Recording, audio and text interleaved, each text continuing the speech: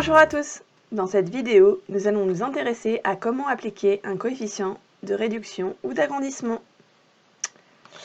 Voici le document que nous allons utiliser. Donc, on commence avec un rectangle qui a subi un agrandissement. On peut le vérifier car le coefficient d'agrandissement est supérieur à 1, il est de 3.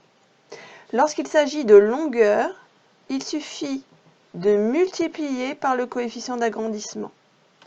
Attention, si on veut aller dans l'autre sens, nous allons diviser par le coefficient d'agrandissement. Nous avons donc 2 cm pour la largeur, fois 3, donc 6 cm dans ce rectangle. Et à l'inverse, là on a 15 cm qui vont devenir, en divisant par 3, 5 cm. Attention, lorsqu'on va considérer des aires, il va falloir appliquer le coefficient de réduction ici, puisqu'il est inférieur à 1, au carré. D'accord? Ici, on avait juste à faire fois 3 ou diviser par 3.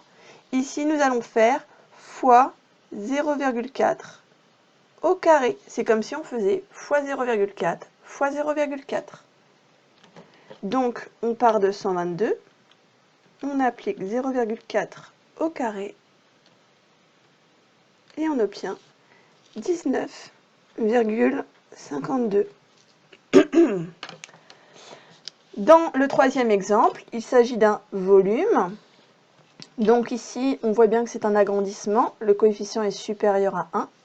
Et donc, lorsqu'on applique un coefficient d'agrandissement pour un volume, on va l'appliquer au cube. Donc ici, on doit faire fois 2,5 au cube. Donc 24 fois 2,5 au cube. On obtient 375.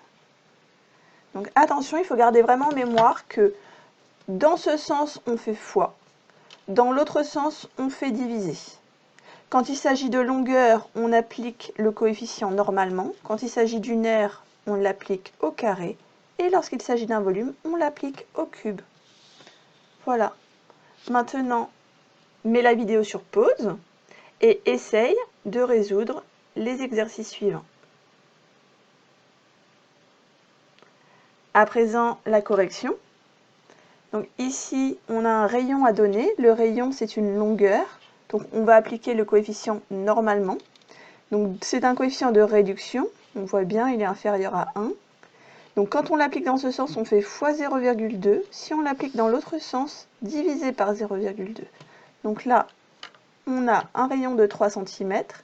On applique la division par 0,2 et on obtient 15. De toute façon, si vous vous trompez, vous vous rendrez compte que vous obtiendrez quelque chose d'inférieur à 3. On voit bien la taille des cercles. Et donc ici, si on a un rayon de 3, ici on aura un rayon plus grand. Donc ça vous donne une indication si vous avez fait une erreur. Ici, toujours pour des longueurs. Donc c'est un coefficient d'agrandissement, il est supérieur à 1. Donc si je l'applique dans ce sens, je fais fois 3,2. Si je l'applique dans l'autre sens, je fais diviser par 3,2. Donc ce côté qui fait 1,2, j'applique le coefficient, j'obtiens 3,84. Et dans l'autre sens, je pars de 6,72, je divise par 3,2 et j'obtiens 2,1. Et enfin, on va travailler avec une aire et un volume. Donc là, on a un coefficient de réduction, il est plus petit que 1. D'accord? Donc attention, si je considère l'aire, je vais multiplier par le coefficient au carré. Si je considère le volume, je vais multiplier par le coefficient au cube.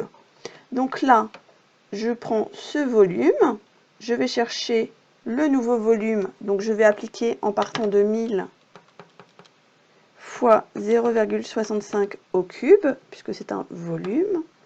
J'obtiens 274,625. Et là, si je prends l'aire, attention, je vais dans ce sens. Donc, il va falloir que je divise. D'accord? Donc, je vais diviser par 0,65 au carré. Et j'obtiens 124. Donc, on pourrait aussi vérifier, dans le bon sens en partant de 124. Si j'applique le coefficient au carré, je retrouve bien 52,39.